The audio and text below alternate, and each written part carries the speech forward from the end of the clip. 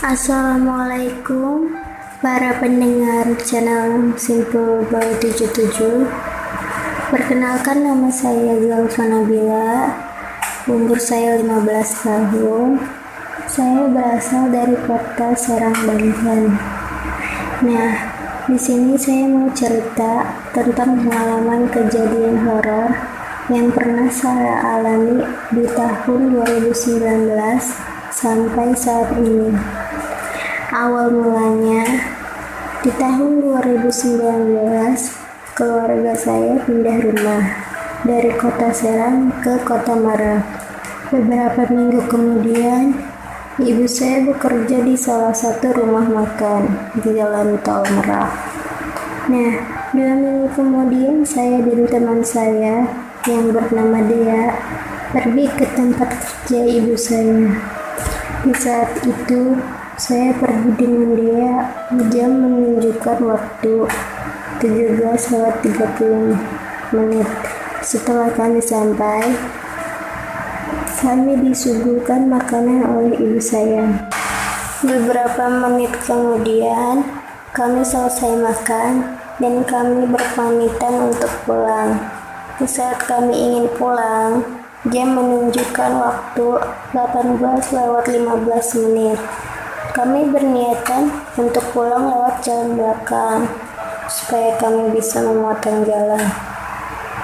Di saat saya dan teman saya menuruni tangga, tiba-tiba teman saya terjatuh. Dan di saat itu, saya mendengar seperti ada orang yang menangis. Entah kenapa, tiba-tiba saya ingin menoleh ke arah pohon seri yang bertempatan di belakang rumah makan ibu saya. Dan disitulah saya melihat dengan jelas sosok perempuan berambut panjang yang menoleh ke arah saya. Di situ saya benar-benar kaget dan shock karena baru pertama kalinya saya melihat langsung. Dan saya segera cabut dari situ dengan ekspresi wajah ketakutan. Setelah saya sampai di rumah, saya cepat-cepat ke kamar kecil untuk mencuci kaki dan mengambil wudhu. Dan saya pun pergi ke kamar untuk sholat maghrib. Setelah saya sholat maghrib, tiba-tiba hordeng dari jendela saya ada yang mengetuk. Saya pikir itu teman saya, dan saya membukanya. Lalu tiba-tiba ada tangan yang menempel di kaca jendela saya. Tangan itu sangat seram sekali, berlumuran darah. Saya teriak, tetapi saya tidak teriak terlalu kencang karena saya kaget ya.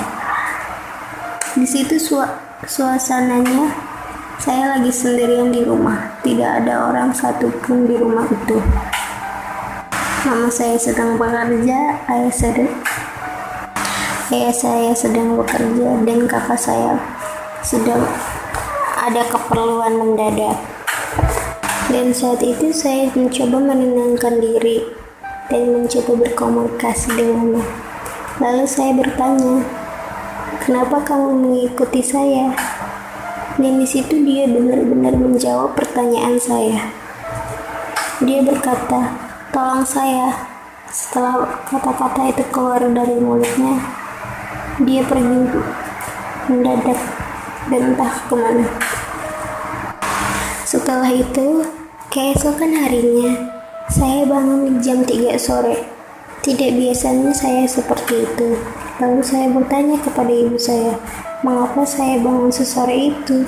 Ibu saya menjawab, "Pada saat kamu tidur, kamu bertingkah aneh, seperti sedang bermain dengan seseorang.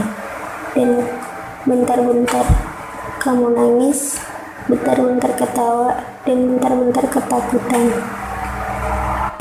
Setelah ibu saya menjawab, saya langsung kembali ke kamar, dan tiba-tiba saya melihat kejadian yang ibu saya ceritakan.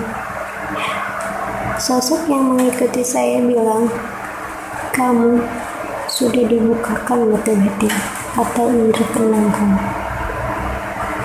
Dan sampai saat ini saya masih berkomunikasi dengannya.